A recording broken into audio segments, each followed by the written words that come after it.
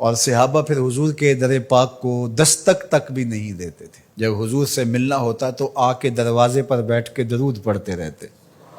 حضور جب خود آتے تو کوئی بات کہتے، انتظار کرتے رہتے۔ اور آقا کریم کا طریقہ بھی یہ تھا کہ جب حضور گھر تشریف لے جاتے اور حضور نے فوری پلٹ کے واپس آنا ہوتا تو حضور اپنے نالین باہر اتار دیتے۔ یہ سائن تھا اس بات کا کہ رکیے، حضور ابھی آ رہے ہیں۔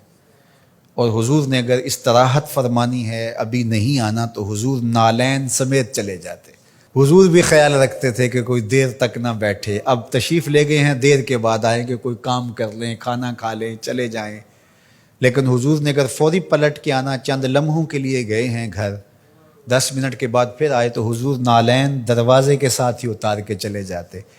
نالین کو دیکھ کر صحابہ جان لیتے کہ ابھی حضور آئے۔ کہا اتنی دیر تک نالین دیکھتے رہو، قدموں کے نشان ڈھونڈتے رہو، مصطفیٰ جان رحمت آنے ہی والے ہیں۔ اللہ اکبر، تمہاری نظریں نبی کے نالین پہ لگی رہیں۔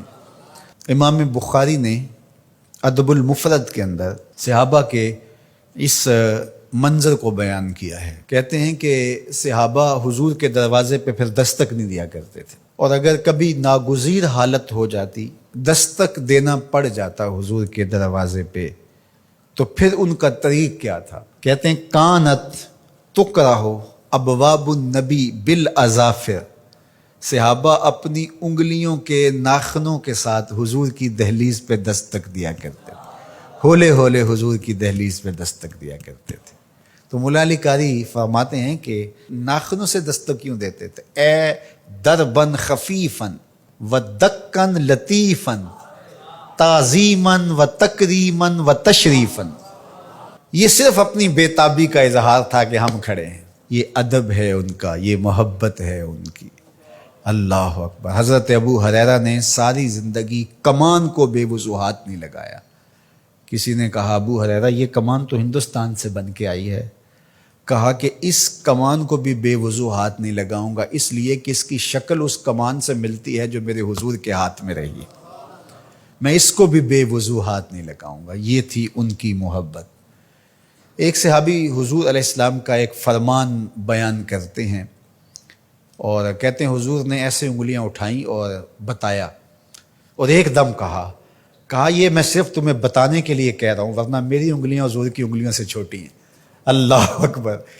کہا یہ جو میں نے کہا حضور نے یوں انگلیاں اٹھائیں، یہ میں تمہیں بتانے کے لیے، مسئلہ سمجھانے کے لیے، میری انگلیاں حضور کی انگلیوں جیسی نہیں ہیں۔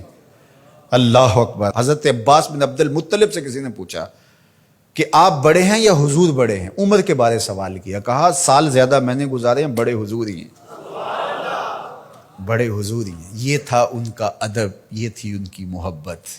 آپ اگر مجھے پوچھیں کہ دین کیا ہے تو میں اقبال علیہ رحمہ کا لہجہ ادھار لوں گا۔ انہوں نے کہا دین سراپا سوختن اندر طلب، انتہائش عشق آغازش ادب۔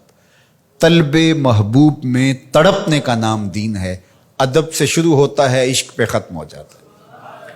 جو دین ادب سے شروع نہ ہوتا ہو اور عشق پہ ختم نہ ہوتا ہو، وہ دین ہی نہیں ہے۔ میں ان تھوڑے جملوں میں آپ کو بہت کچھ کہنا چاہ رہا ہوں۔ آپ پوچھتے رہتے ہیں، مسائل پوچھتے رہتے ہیں، میں 2 لفظوں میں آپ کو بتا رہا ہوں۔ جو بھی دین ادب سے شروع نہ ہوتا ہو، عشق پہ ختم نہ ہوتا ہو، وہ دین نہیں ہے، کوئی اور ہے۔ عشق ہی ابتدائے ذات، عشق ہی انتہائے ذات۔ عشق نہ ہو تو شرح و دین بت کدا تصورات۔